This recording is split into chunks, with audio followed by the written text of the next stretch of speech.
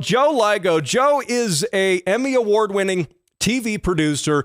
He's worked on a number of projects you probably recognize, including Motor Week, by the way. A lot of us grew up watching Motor Week, and Joe is a part of that.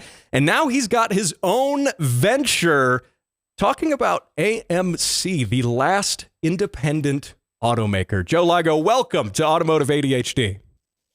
Thanks for having me, man. Glad to have you. And I should clarify, welcome you back, because I'm glad to have you back on. I think it was about 2 years ago that you were on my show and you were talking about the production of this documentary series. And I thought that this was really cool. This was really special. And you've done this deep dive into the history of AMC. And I think, you know, us car guys, you talk about AMC, you talk about American Motors, and a lot of us, you know, understand that. We recognize that someone's got some history with AMC. But nowadays, I think a lot of people, especially those of us who aren't, you know, bit by the automotive bug, for better or for worse on that too, by the way. That's a very expensive bug to get bit by. But, you know, a lot of people aren't familiar with AMC. And I want to kind of get into that history. But before we do that, Joe, just give me a little bit of your background, because you've got a long history in television production. And I think that's very cool. Give me a little bit of that backstory. Sure. So, you know, I went to school for TV and broadcasting. I always found it interesting, you know, making silly home movies with my friends and that kind of thing. And a year out of college, I had the chance to go work for the TV show Motor Week, which, you know, combined my love of television and cars. And so I worked there for 3.5 years, somewhere in there. I had a really great time, learned a lot about automotive media and the production side of things. Took some detours through other jobs and opportunities. I produced a show about agriculture, having grown up on a farm. I guess you could say that was another area of my life I was excited about. And so I produced a show about farming. That was really fun. Of course, all of my stories, I was like, how can we do stories about tractors, combines, machines, you know? Yeah. Our team had a nice division that they let me do all the machine stories and they would do all the animal stories. So, you know, it's like, oh, baby goats, baby animals. You guys do that. I'm going to go test drive a combine or whatever. But anyways, so that was a really fun thing. But yes, I had way back in 2016-ish had this idea of wanting to do a documentary on the history of American motors. I had met some interesting people through the AMC clubs. And, you know, I was passionate about these vehicles, even though at the time I didn't own one yet. But I realized that this story was going to be lost to time. A lot of these guys and you know, guys and girls who used to work for American Motors weren't going to be around forever. People were forgetting the history of this company. Mm-hmm. And so some friends and I got together and we started, you know, we didn't really have a great plan when we started. We just wanted to get interviews. We said, we'll make this into a documentary someday, somehow. And eventually the project grew so big that I had to quit my full-time job to finish it. I was like, there's just too much here, too much to do. It's too big. We have to finish this. We can't just put these interviews on a shelf and abandon them. We have to see this thing through to the end. And so I was kind of the leader of our little 3-man team in doing that. And we shot the interviews. I put together a script and worked with my co-producer on the script. And then I worked with the other co-producer on the editing. We filmed the car footage to go with it. And then finally, in the spring of 2025, the series debuted. It was distributed through public television. So it's available on PBS stations around the country. Each station chooses individually when they want to air it. So, you know, check your local listings if you want to see it on TV. It's also available on the free PBS app, and it's on YouTube. If you go to our YouTube channel, Auto Moments on YouTube, we have the full series there. So it ended up being 6 half hours. So it's 3 hours. So it's a bingeable experience. But I figure, you know, if you have a half-hour lunch break, you can finish the thing in a week. If you're that patient, you might just want to finish it in an afternoon if you have the time. I think if you start watching this, you will want to finish it in one sitting, because it's really well done. The production is excellent. The storytelling is excellent. And it goes with this fascinating American story about an American car company. And really, you got to check this documentary out. Now, I mean, you say you've got, what you said, 6 30-minute episodes of the miniseries, but right. You know, when you put that, we'll talk about this a little bit more maybe in the next segment, but that means that's a 3-hour production. which is longer than your average feature film. I mean, that's no small feat when it comes to putting together a documentary. I mean, really, that's, this really must have been a labor of love in many ways to put this together. Yes. Yes, absolutely. It was a lot of work. Our team put a lot of, we put a lot of unpaid hours into getting this to be as good as we just couldn't. And this went for all three of us. This isn't just me, but my co-producers, Jim Needle and Pat Foster, none of us could be okay if it was bad. We had to make it good. We had to make it as good as possible, even if that meant taking extra time, and things taking longer and more work and spending more money to shoot the footage we needed.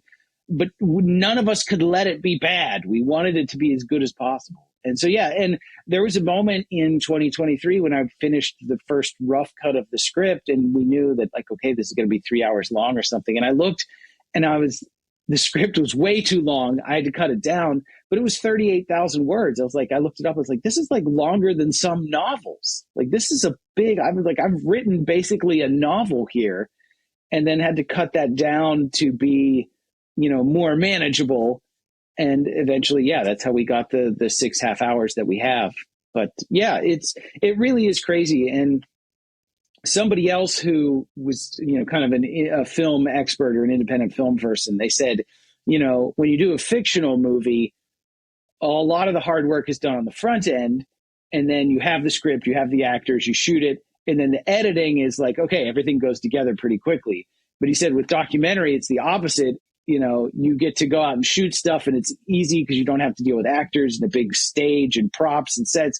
But he said, but on the back end, the editing is really hard because you have to sort through all the material you collected. And I wish I had thought of that when I started, because that was certainly the hardest part for us, was the editing. It took a very long time to put it all together. I imagine so. And I mean, people are just used to watching a documentary and saying, oh yeah, that was really cool, that was fun and insightful, but they're not always aware of some of that, really the work that does go into that. And you're right. That's one of those things that you can plan it as much as you want on the front end, but in many ways you're crafting that story after the fact. You're saying, we got all of this stuff, we got these interviews, this ties into this, you got this big spider web of stuff. And then in the edit, it's your job to bring that into a single cohesive storyline. Right. Make it make sense.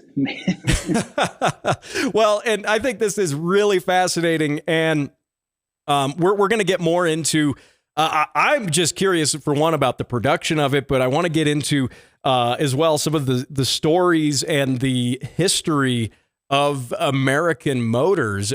Because, I mean, people have had, a lot of people have had experience with American Motors cars in one way or another. And even if you go, well, I don't know if I've ever been around one.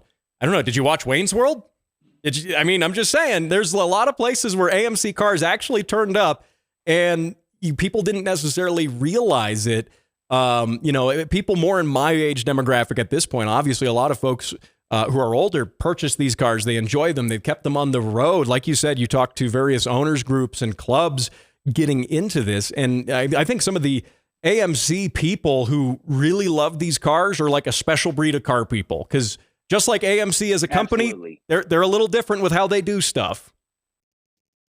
Yeah, I'm very grateful. Yeah, there's so many people I should thank for, helping us make this. It certainly was a group effort. We were so blessed to have so many people who gave of their time and talents, their cars, their expertise, their photographs, their interviews, whatever. But yes, the AMC community is a really great community. It has the same kind of underdog spirit that American Motors had. It's this feeling that we're all in this together, kind of fighting I wouldn't say it's a fight, but I'd say it's, they're fighting for their respect, as a hobby. Because I think for years and years and years, people kind of looked down on AMC cars. And I think now we're kind of having a moment. I think, and that's not due to anything I did. I think that was happening before I came along, was that, in the 2010s, I think people were finally starting to realize, like, hey, these cars are pretty special and they're a little different. And if you have an AMX or a Javelin or even a Gremlin or a Pacer, and you take it to your local cruise-in, you might be the only one there. And there might be dozens of Mustangs and Corvettes, but you might be the only AMC. And I think people started to appreciate what made AMCs unique. And so I just tapped into that. I can't take any credit for that, but I think we tapped into a moment where people are realizing that these cars are pretty cool.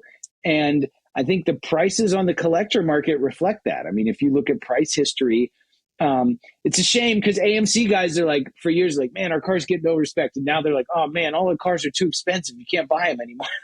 So I don't know what you want. But I think if you look at the numbers on the collector market, yeah, AMCs are having a moment, which is really cool. Absolutely. Joe Ligo, my guest, documentary filmmaker. And Joe, we're going to get to all of this, and I want to touch on some of the actual history of AMC now. We've given people a little bit of a taste of it. Let's go do a deep dive into it. We're going to get into more of that on the other side of this break. You're listening to Automotive ADHD. Don't go anywhere. We'll be right back. This year, 9 million of you Americans will buy a car, probably from one of the three big car companies, without even considering American Motors. Now, that's a shame. Last April, we came out with a Gremlin, an American car that met the economy imports head-on. Nobody had ever done that before. We went all out designing the Javelin, even at the risk of scaring some people off, and nobody's ever done that before. This fall, the Sportabout, a stylish, compact car designed for the way a woman uses a car. Nobody else is doing that. On every Ambassador model, we're making air conditioning and automatic transmission standard, and nobody else does that. Why is American Motors doing all this? If you had to compete with the three biggest car companies in America, what would you do?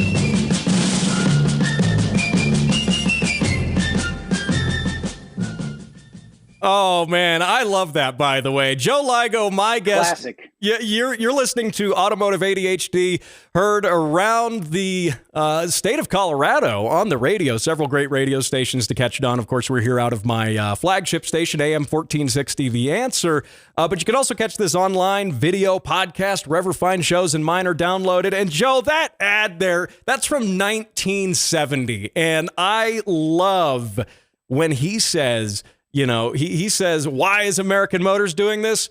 Well, what would you do if you had to compete with the big three automakers, right? And that, yep. I think that really embodies the history in a way. Like, that encompasses the fact that AMC's always been this underdog, but they did interesting and exciting things because, well, the big three aren't doing it this way.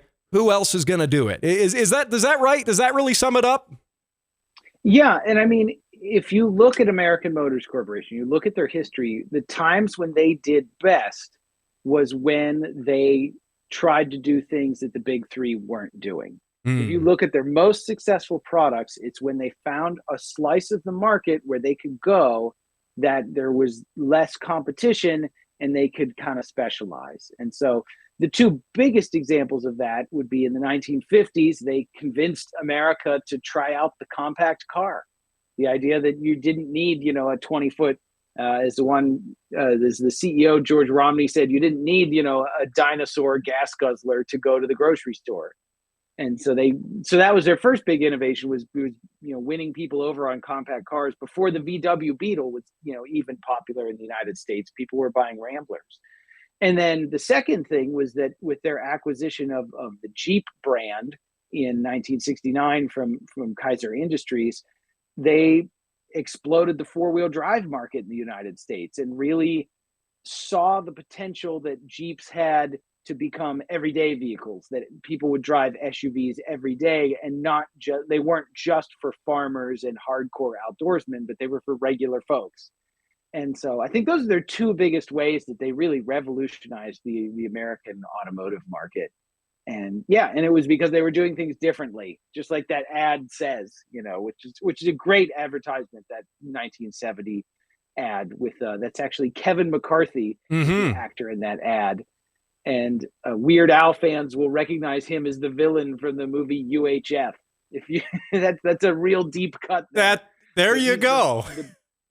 He's the bad guy from the movie UHF. The commercial itself is a parody of the movie Patton, which came out around that time and has General George Patton standing in front of a giant American flag. And so that's why they have Kevin McCarthy standing in front of a giant AMC logo wearing that kind of military uniform. So that's a very fun kind of pop culture connection there with that advertisement. It's a great ad, especially because it shows their full lineup, which is always way more fun than just a single model. Right. Hey, you're not getting this on other car shows, by the way. So, now, and it's interesting too, because that ad has, yes, it's in a sense a parody, but it also has this sort of patriotic feel to it that, the company is called American Motors. It isn't Ford. It isn't Dodge. It isn't General Motors. And those are all American companies, sure. But I mean, you have to, if you're American Motors in this sense too, you have to play into this sense of national pride a little bit as well as Americans, right? Absolutely. And I mean, they did that throughout their advertising, especially during the muscle car era. They had special red, white, and blue packages and, different muscle cars and that kind of thing. And you saw it show up in their advertising from time to time. The name American Motors, and this gets to your kind of question of just a little bit of backstory of the company. The name American Motors Corporation, which was actually the idea of George Mason, who was president of the Nash Kelvinator Corporation. And so American Motors was created by the merger of the Nash Kelvinator Corporation, which made cars, and the Hudson Motor Car Company, which made like the Hudson Hornet. And his idea was for these two companies to merge, and he would call it American Motors, rather than calling it Nash-Hudson or Hudson-Nash or the Nash and Hudson Car Company, whatever. He said, no, we're going to rename the whole company. We're going to call it American Motors Corporation. And so that was kind of his genius. They didn't focus group it. They didn't, do test, market evaluate. That was just his idea. And I think it was a great name. Absolutely. And they made some very interesting cars. And we touched on that as well. How you have to be a little bit different. You have to do these different things. Like you said, with the import cars, getting people to try not import cars. You can see where my brain's going on this already. A little bit of a slip there on compact cars. And they did that before really the import craze happened. Like you said, before Volkswagen with with the Beetle, with, some of the other cars that they brought across, but also with the Japanese, especially, who brought compact cars to the American market.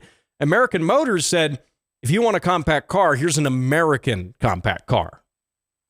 Right. And it was this idea that, and we talk about this in the first episode. The first episode talks about the events leading up to the merger of Nash and Hudson, which creates American Motors in 1954.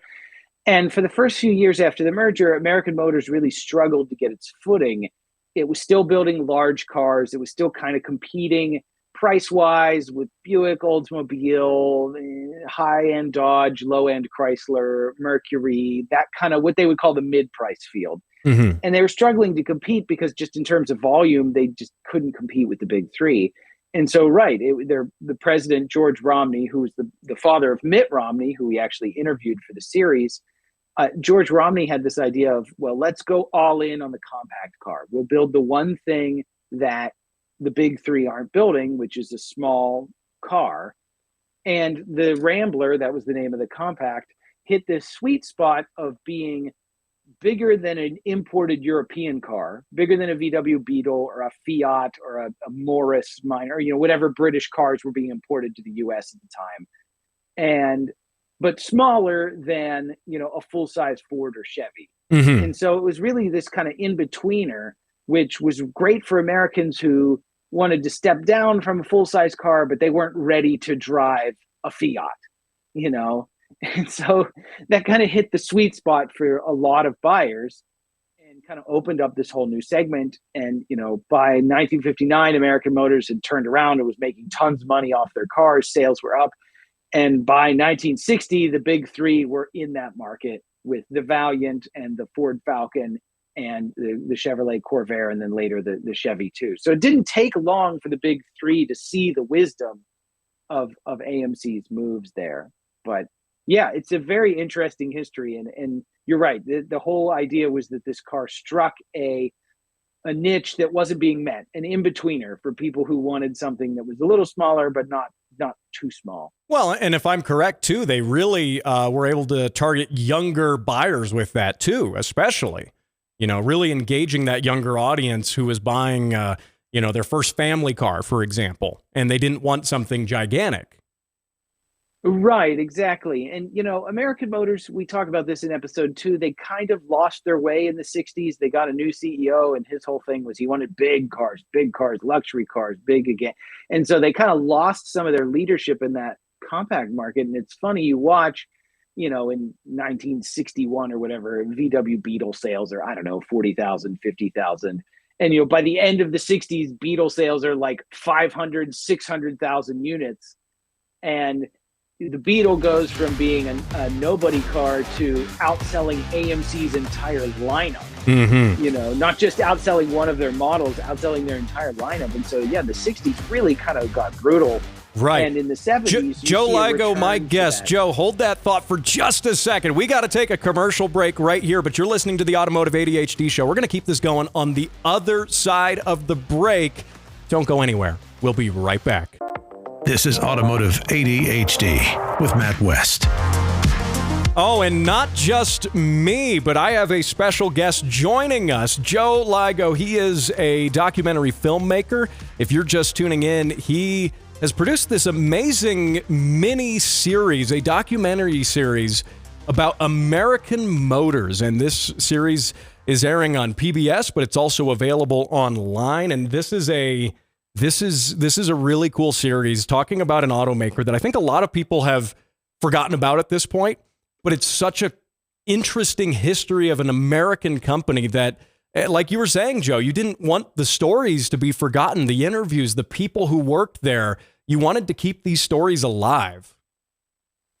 Absolutely. Yes. We, before this project even had a name, before it was even called the Last Independent Automaker, we were out shooting interviews with people who used to work at American Motors because, I don't want to be morbid, but we were like, we need to capture these stories because nobody else is going to. And so many of the people who we interviewed were so grateful that we were interested in their careers. People who worked everything we interviewed, everything from folks who worked on the assembly line up to 2 former CEOs, designers, engineers, marketing, sales, whatever.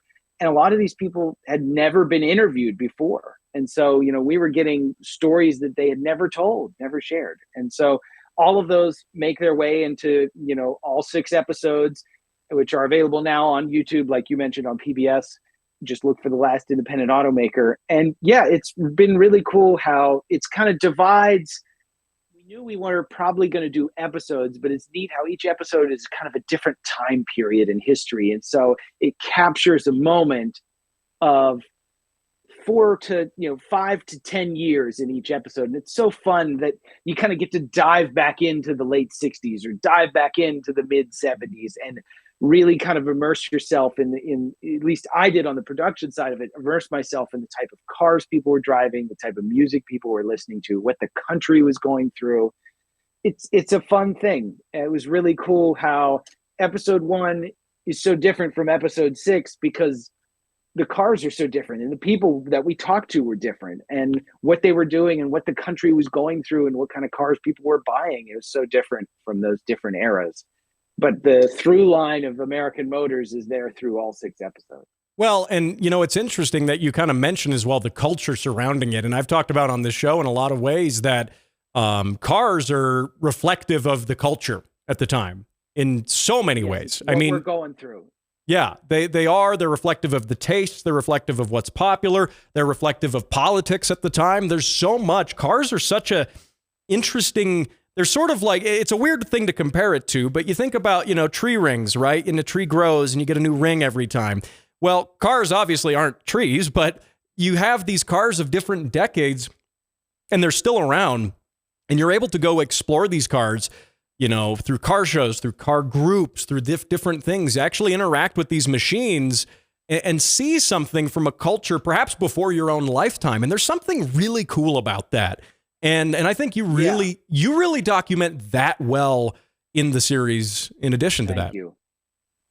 Well, thank you. Yeah, and that was one thing we were excited about is we actually went out and filmed vehicles. We used a lot of historical material, old TV commercials, old advertisements, old print photographs and stuff. But we also knew we wanted to go out and film these cars. We couldn't film every AMC ever made, but we tried to get all the most important ones And that doesn't always mean their favorite ones. Like, everybody's favorite car, the Javelin, the AMX, the muscle cars. But like that also meant tracking down the AMCs that were like regular people cars, like a 4-door Rambler sedan, or one of the harder things to find was like an AMC Concorde, because that was just kind of a throwaway car you'd drive for 5 years and then sell as a used car, whatever, and people didn't save them.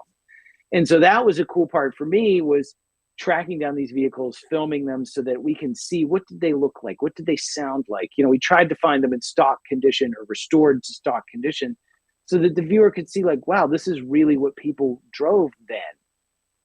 And so that was a really cool part of the process, was finding the cars and including them, so that when a designer says, oh, well, we did this on this part of the car because of this goes that way, this piece of metal bends this way, then we can show a clip, so that when somebody talks about the roof line on the AMC or the Rambler AMC Marlin, we can show a clip of that car and you can see exactly what that designer's talking about. Yeah, and if you're passionately into cars, I mean, you're gonna geek out on this to like a whole new level, by the way. But also, if you're maybe casually into cars, or maybe you're listening and you've got a buddy, a family member who owned one of these cars at one point, maybe back in the 70s, back in the 80s.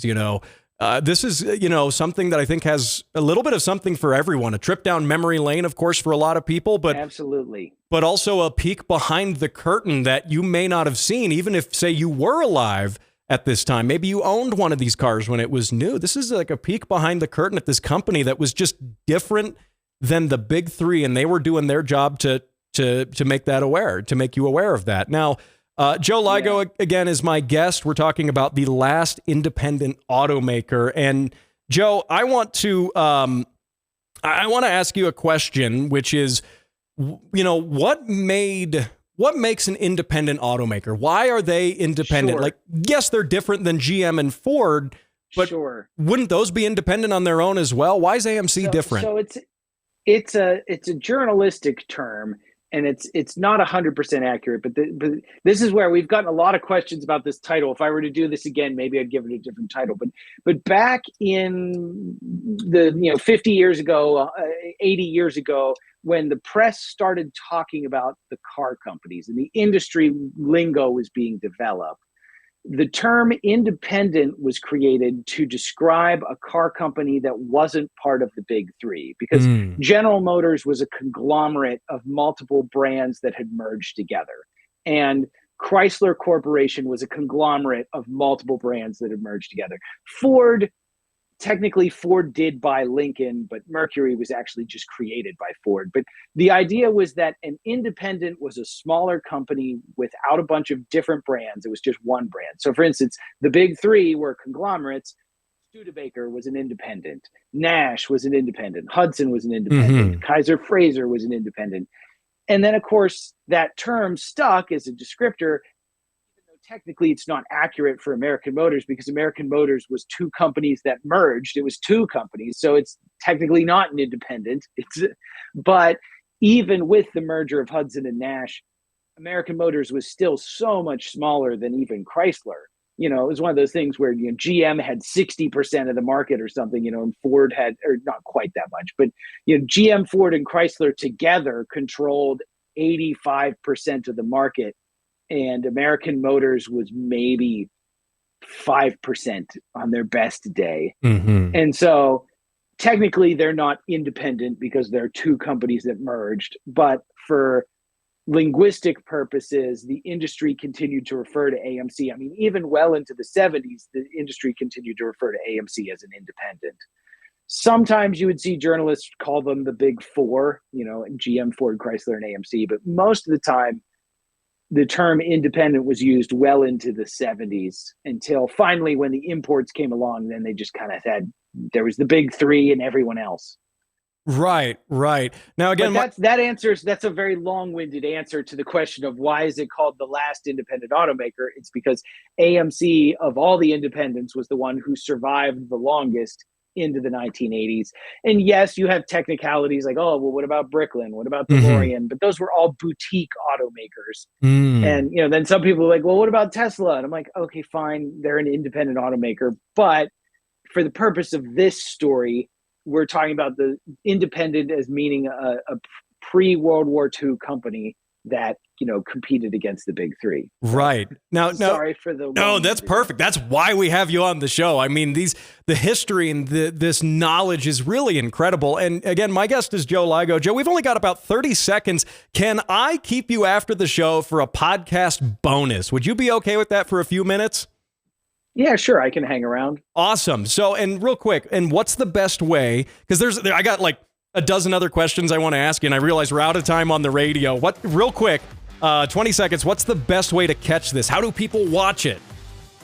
Absolutely. To find out more about the program, go to lastindependentauto.com. We also have a Facebook page, just Facebook Last Independent Auto, or just Google the Last Independent Automaker. It's available everywhere. Fantastic. You heard it right here. Thanks for watching. Thanks for listening. My guest, Joe Ligo. You're right here on Automotive ADHD.